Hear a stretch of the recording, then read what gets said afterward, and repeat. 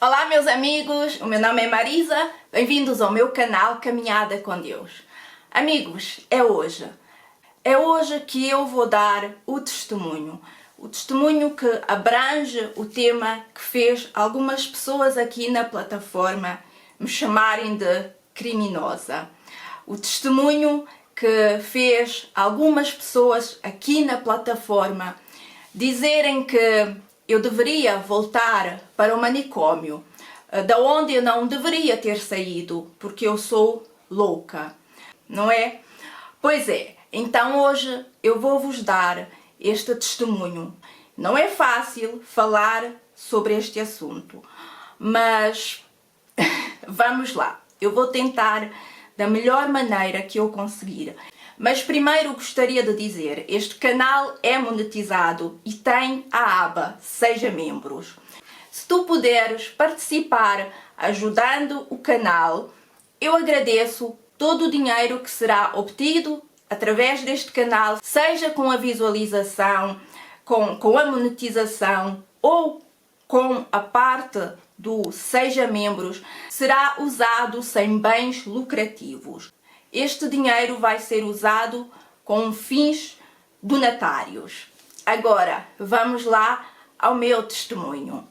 Pois é, amigos, o desejo de uma família. Quem é que não tem, não é? Uma família feliz, uma família que as pessoas acham ser normal, pai, mãe, filhos, não é?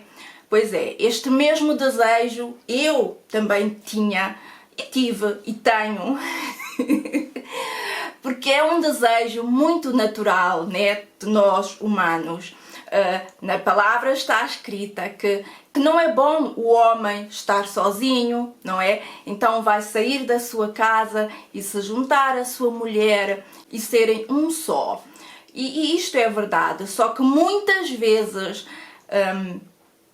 há pessoas que com esta vontade, com este desejo enorme de arranjarem uma família, não olham se a pessoa que ela encontrou realmente é verdadeiramente uma pessoa de Deus que vai realizar o sonho de ter uma família feliz e abençoada, não é? Pois é, eu também tinha este desejo. Eu sou mãe solteira, como muitos de vocês já devem saber. Eu vivo na Alemanha, o meu filho nasceu aqui na Alemanha, nunca teve muito contacto com o pai dele. Nós nos divorciamos, o meu filho ainda era bebê e nós vivemos aqui na Alemanha sozinhos, né? Nós não temos família aqui na Alemanha. Nós tivemos várias vezes em Portugal e em Inglaterra, onde nós temos família, mas só de passagem, de férias. E aqui na Alemanha, então, éramos só nós os dois. E, com certeza, eu também tinha este desejo de ter uma família, não é? De dar uma família ao meu filho. E o meu filho também tinha muito este desejo. O meu filho, várias vezes, olhava para mim e perguntava: mãe, por que só nós é que não temos família? Por que eu não tenho um pai? No infantário, por exemplo, quando ele ainda estava no infantário, às vezes haviam festas no infantário, dia do pai, da criança com o pai, e o meu filho não tinha o pai dele para ir com ele. Também faziam festas do dia dos avós, em que os avós iam para o infantário com os seus netinhos. E o meu filho não tinha os avós com eles, não é? Ou por exemplo, podia dizer: não tenho avô, mas levo uma tia, um tio. O meu filho não tinha ninguém. Ninguém não, ele tinha-me a mim. Mas pronto, o meu filho, tirando a mim, ele não tinha ninguém. Então este desejo de ter uma família nele ainda era cada vez maior, não é? Eu tive alguns relacionamentos em que eu esperava encontrar a pessoa certa e poder dar ao meu filho aquilo que nós os dois tanto desejávamos. Só que sempre acontecia que o meu filho ele não era rejeitado, mas também não era assim tipo que bem aceito. E isto foi coisa que eu nunca aceitei, claro, não é? Como mãe, para mim estava fora de questão. Até que eu encontrei, sim, uma pessoa. O meu filho gostava muito desta pessoa. Eu também gostei desta pessoa e o meu filho estava muito feliz. O meu filho dizia: finalmente, mãe, nós agora temos uma família, não é? Eu uma vez fui para uma reunião da escola com o meu filho, em que a professora disse: ele agora anda sempre tão feliz, está sempre a falar das coisas que vocês fazem aos fins de semana. Eu só me encontrava com esta pessoa aos fins de semana porque ela vivia longe, né? Não era aqui perto da minha cidade, então nós só nos víamos aos fins de semana. E então o meu filho sempre chegava na escola com coisas para contar, né? E até a professora notou como ele estava feliz. E eu, claro, também estava muito feliz. Mas eu sempre tive uma preocupação que nós, como pais, mães solteiras que queremos encontrar uma pessoa, temos que ter. Quem é que nós vamos pôr ao nosso lado? Principalmente quando nós temos uma criança pequena conosco, não é? Eu sempre conversei muito com o meu filho. Cuidado, isto aqui não se deve fazer. Se alguém te pedir para tu guardares um segredo da mamã, não o faças, conta-me. Nós não podemos ter segredos nestas partes do teu corpo. Não se mexe. Se alguém tentar fazer isso, tens que me dizer, tens logo que dizer que não. Enfim, aquelas conversas que nós, mães, pais, temos sempre que ter com os nossos filhos, não é? Devíamos. Pois é, o meu filho estava muito feliz, eu também estava muito feliz, eu preciso dizer. Eu nunca tinha visto o meu filho tão feliz. Nós todos os fins de semana parecíamos mesmo uma família. Só que houve uma altura que eu comecei a me sentir incomodada e eu não sabia porquê. Alguma coisa me incomodava. E eu perguntava ao meu filho: aconteceu alguma coisa, está tudo bem? Ele dizia que não e que estava tudo bem, mas havia alguma coisa que me incomodava e eu continuava sem saber o que era. Entretanto, uma vez eu tive uma briga com este meu namorado e eu disse ao meu filho que a relação iria acabar. Eu não poderia continuar com esta relação. O meu filho chorou bastante e disse: não, mãe, não. Por que tu estás-me a fazer isso, mamã? Por que tu estás a fazer isso? Nós temos finalmente uma família, eu tenho um pai, nós estamos felizes. Por que tu estás a acabar com a minha vida? O meu filho tinha na altura 8 anos.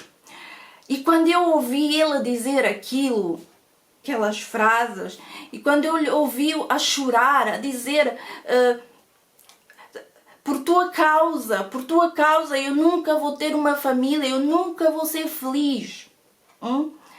Eu pensei: não, espera aí, se ele está a reagir assim é porque ele está bem, é porque ele está feliz. Pois é, e então meu filho chorou e pediu: não, mãe, não faças isso, não faças isso, eu estou feliz, mãe, pela primeira vez, eu tenho uma família e nós temos uma família, está tudo bem.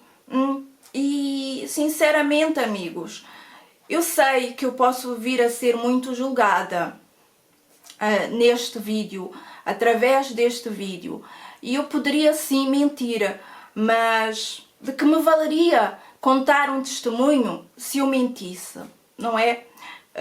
Por isso eu preciso dizer, apesar de eu sentir que algo não estava certo, eu continuei naquela relação. Eu continuei não porque eu queria ter alguém do meu lado, mas porque eu via que o meu filho estava feliz. E eu fiquei simplesmente naquela relação, que não durou muito tempo. Só durou 2 meses e nós só nos víamos aos fins de semana, né? Por isso, não durou muito tempo esta relação. Mas eu continuei nesta relação e disse ao meu filho o que é que acontecia, né? Porque é que eu queria acabar a relação. Na verdade, eu não tinha nunca visto algo estranho, não é? Mas havia um sentimento em mim que me deixava pensativa. Pois é, então eu continuei com esta relação. Eu estava sempre muito atenta e eu reparei que o meu filho começou a ter sempre muita vontade de ir à casa de banho. Ele precisava de 5 em 5 minutos sempre ir à casa de banho, fazer xixi. E eu pensei, peraí, aqui há alguma coisa que não está bem com ele, né? Nós conhecemos os nossos filhos, devíamos pelo menos, não é? E eu sei que quando isto acontece com ele, a menos que ele esteja com alguma infecção, mas quando isto acontece é porque ele está com medo de alguma coisa, está nervoso, tem algo que lhe incomoda. Isto já tinha acontecido quando ele tinha 3, 4 anos, quando ele ainda estava no infantário. Ele começou exatamente a ter a mesma reação. Em cada 5 minutos ou menos precisava de ir à casa de banho fazer xixi, até que eu levei-lhe ao médico, pensei, deve ter algum problema e tal, né, alguma infecção. Estava tudo bem, eu comecei a ver o que é que pode ser. Bem, nós estávamos sempre os dois, então eu sabia que além de casa, que não tinha nada, só podia ser no infantário se houvesse algum problema, porque tirando isso ele nunca estava fora de mim. Eu fui ao infantário, falei com as educadoras, perguntei o que é que tinha acontecido, se tinha acontecido alguma coisa. E o problema é que ali no infantário havia uma educadora que falava muito alto. Ela gritava muito e aquilo punha-lhe medo. Aquilo deixava o meu filho com medo. E ele então não falava o que é que ele tinha e a reação dele era sempre ir à casa de banho por causa do medo.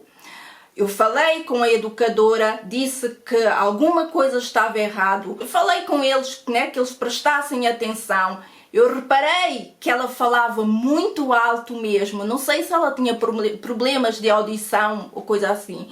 Ela falava muito alto e eu ainda lhe chamei a atenção para isso e pronto. E resolveu-se o problema. Então, na altura, né, este problema do meu filho passou, tudo bem, nunca mais teve problemas destes, do mesmo, até que eu reparei que naquela altura ele começou a ter o mesmo problema. Em cada 5 minutos ele precisava de ir à casa de banho. E eu fiquei a ver, peraí, há alguma coisa que está errado.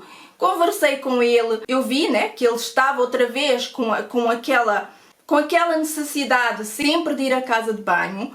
Então eu falei com ele, perguntei-lhe se estava tudo bem, se ele tinha problemas na escola, né, se estava a ter problemas de bullying na escola. Mas não, meu filho sempre foi uma criança muito aceite pelos amigos. Apesar dele ser assim diferente, né, que ele tem um aspecto assim mesmo indiano, cabelo bem escuro, liso, a comparar com os alemães, né?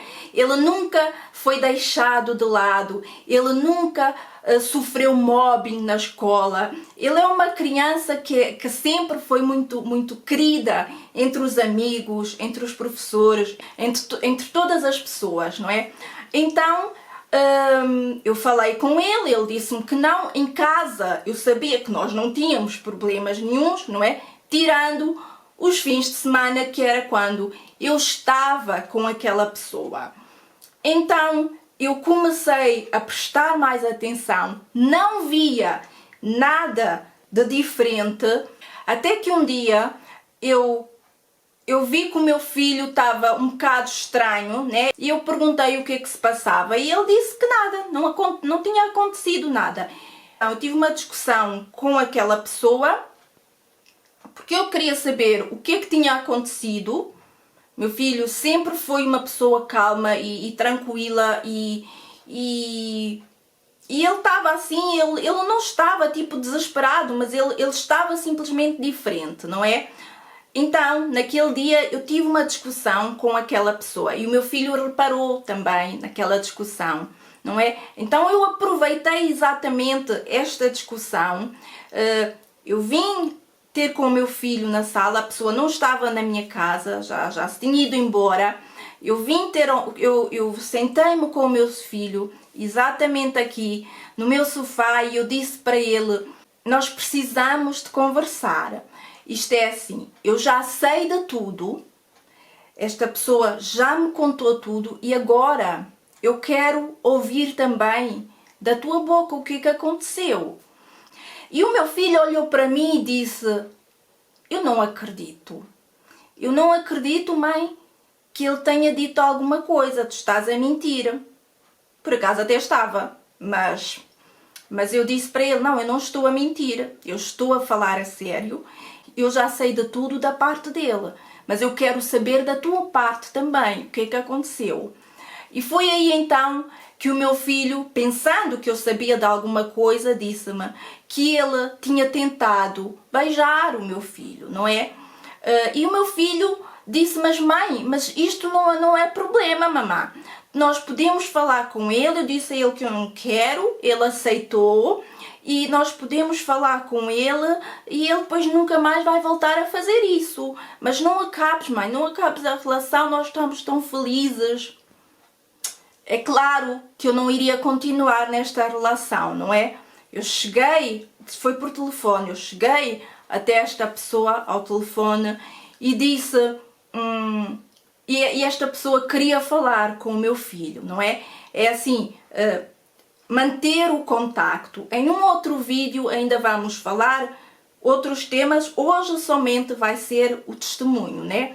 E depois vou-vos dar dicas de como ver, prestar atenção nestas situações. Mas prontos, eu entretanto a falar com esta pessoa que pediu-me para falar com o meu filho, eu disse não, ele não quer falar contigo. Eu já sei de tudo, ele já me contou tudo. E eu também falei com a tua comadre. Esta pessoa tinha uma comadre, eu acho que esta palavra é estranho, mas eu acho que é esta a palavra. Ele era padrinho de 3 crianças e nós estávamos a planear ir todos de férias no verão daquele ano. E então eu disse a ele que o meu filho já me tinha dito tudo e que eu já tinha também falado com a comadre dele. Ele aí disse-me, peço perdão por tudo e desligou o telefone. Amigos, aquela situação deixou-me sem palavras, não é? Então eu não tinha nada falado com essa tal comadre, não tinha, não sabia o que tinha acontecido, mas ele sabia o que tinha feito.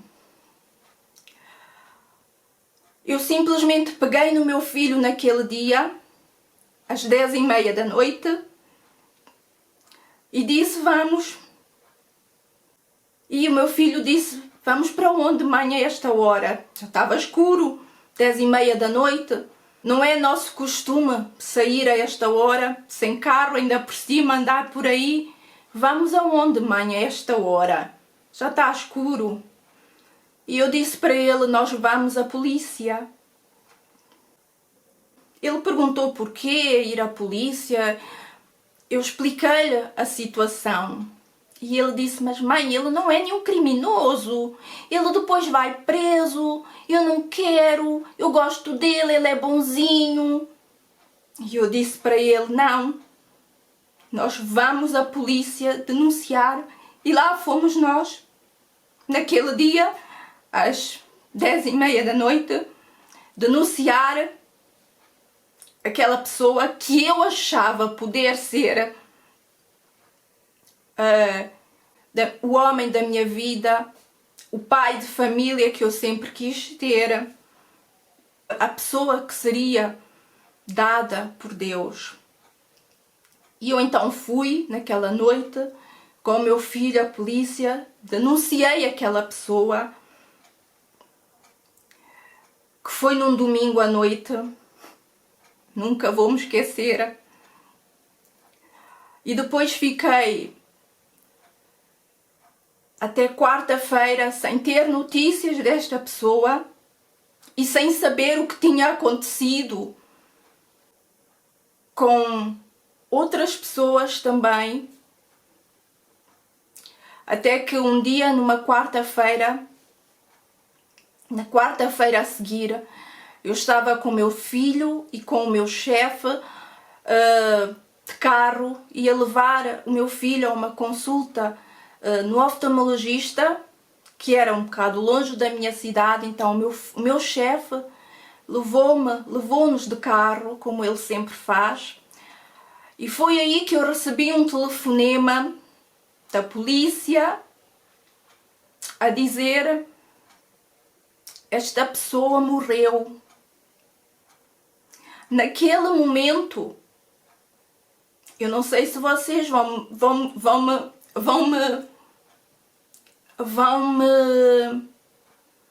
me compreender se eu disser que naquele momento eu senti-me culpada, né? Eu nem sei se eu senti-me culpada daquela morte, de toda aquela situação. Eu não sei, mas eu só sei que quando eu ouvi aquela frase, eu estava a sair do carro e a única coisa que eu consegui fazer foi gritar. Eu gritei tão alto que eu não queria nem saber onde é que eu estava. Estava no meio da rua e eu gritei simplesmente: não! E lá fiquei eu abaixada no chão e a pensar o que está a acontecer. Entretanto, a pessoa da polícia que me tinha ligado não quis dar pormenores, porque sabia da ficha que esta pessoa tinha, né? Uma ficha suja já. Eu não sabia e não queria me envolver nesta história. Só que a polícia que depois encontrou esta pessoa morta chegou até mim.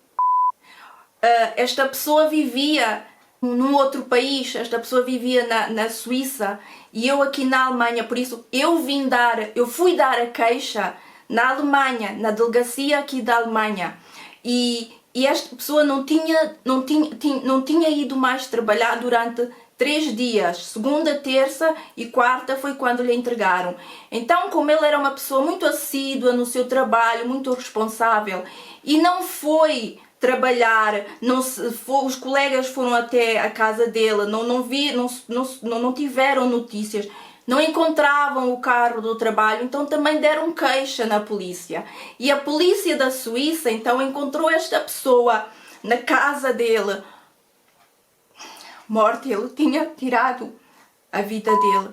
E com certeza chegaram até ao meu número, né, através do telemóvel. Então eles ligaram para mim a dizer que esta pessoa estava morta. E eu disse: eu sei. E me perguntaram: como é que você sabe? Né? Porque a pessoa mora na Suíça, eu moro na Alemanha. Eu tinha sido informada pela polícia da Alemanha, que os da Suíça não sabiam que eu já tinha dado queixa na Alemanha, né? Então eles aí pensaram talvez que eu pudesse estar envolvida em alguma coisa, porque eu disse: eu sei. E eles me perguntaram: como é que você sabe? Eu disse: me informaram, a polícia me informou.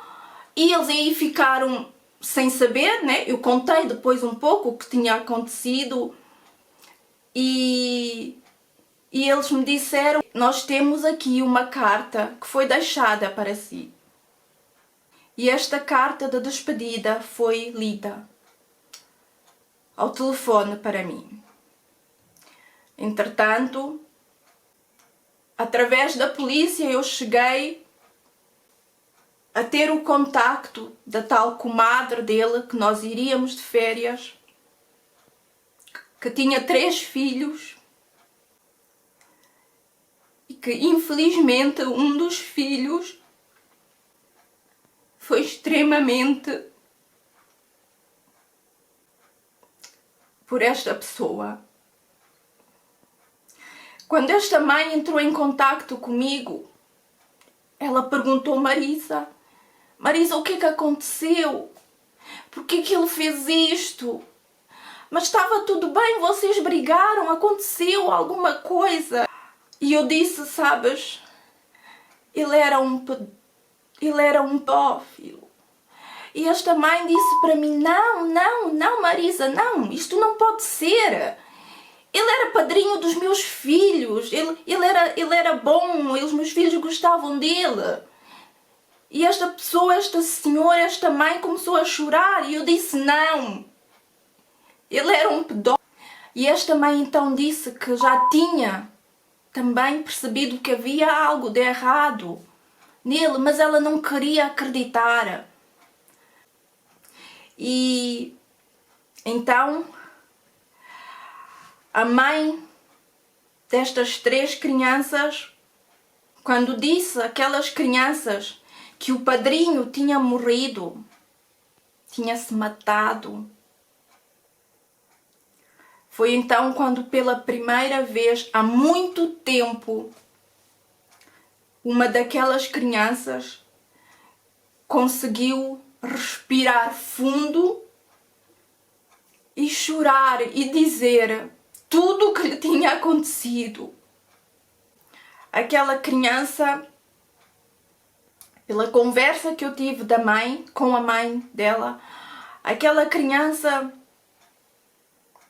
chorou e chorou bastante. Começou a contar tudo o que lhe tinha acontecido. Que ele tinha sido ameaçado, que se contasse algo para a mãe dele, então a mãe dele iria morrer. Por isso ele ficou calado. E eu ouvia tantas coisas que aquela mãe me contava, como aquela criança estava.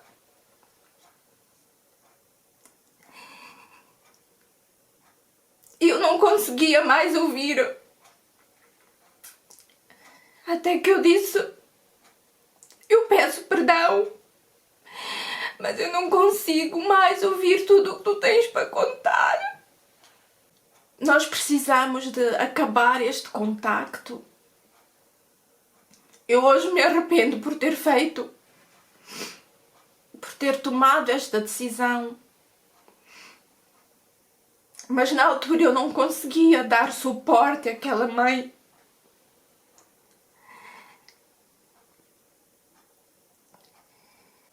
E este foi o motivo porque eu fui para o manicômio.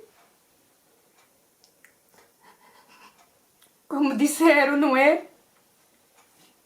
Volta para o manicômio.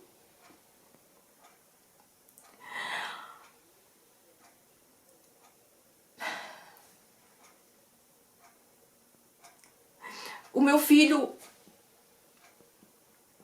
olhou para mim quando eu estava na clínica, traumatizada, porque eu nunca tinha pensado em viver tal coisa.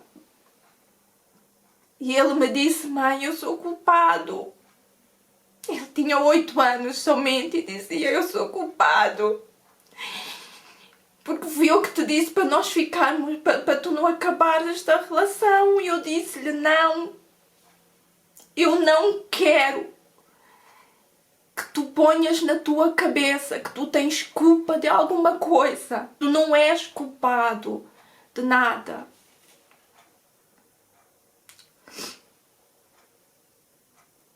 E infelizmente o que muitas vezes acontece são crianças que não têm a mesma sorte que o meu filho teve.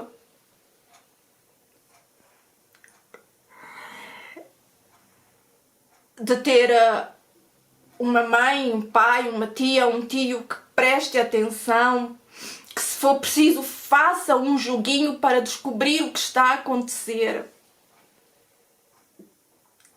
E depois quando algo acontece, as crianças ainda se sentem culpadas, não é? Ou então têm medo, porque se disserem alguma coisa, se calhar pode acontecer algo à mãe aos irmãos, então elas calam-se no meio daquela culpa, sentem-se sujos, humilhados, sozinhos. Pois é. E quantas mães que muitas vezes também não conseguir carregar o peso da culpa, elas fecham os olhos para o sofrimento dos filhos e pensam, se eu não falar, eu não vou mais sentir o peso da culpa. Mas esta culpa fica lá dentro a corroer a pessoa, não é?